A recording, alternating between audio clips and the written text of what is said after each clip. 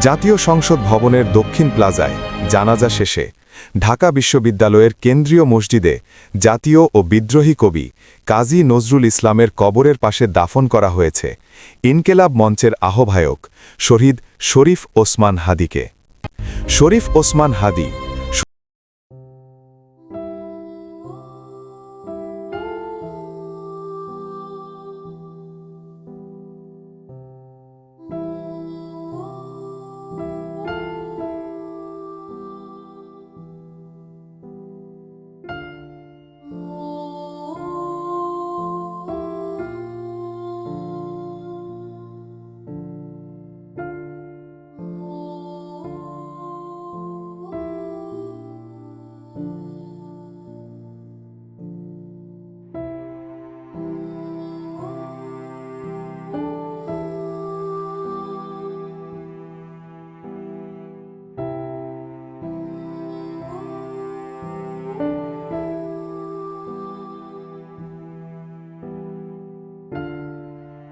জানাজায় অংশ নিয়েছে।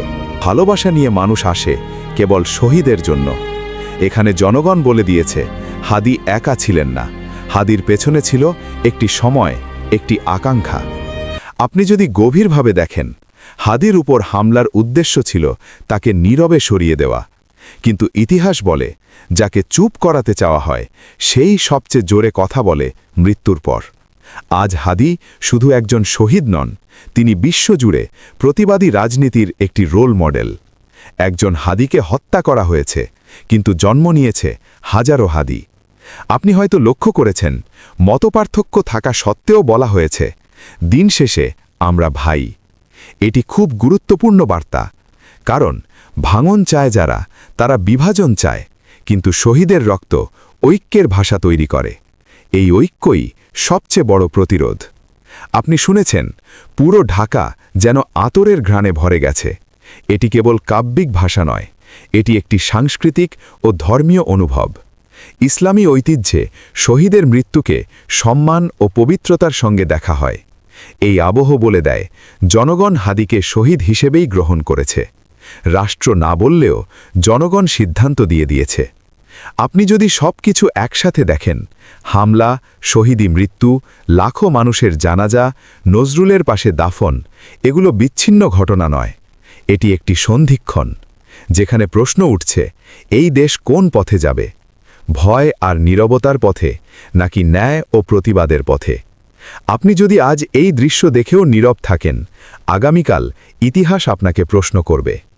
শরীফ ওসমান হাদি চলে যাননি, তিনি থেকে গেছেন চেতনায়, থেকে গেছেন সংগ্রামে, কারণ কিছু মৃত্যু শেষ নয়, কিছু মৃত্যু শুরু। আল্লাহ হাফেজ।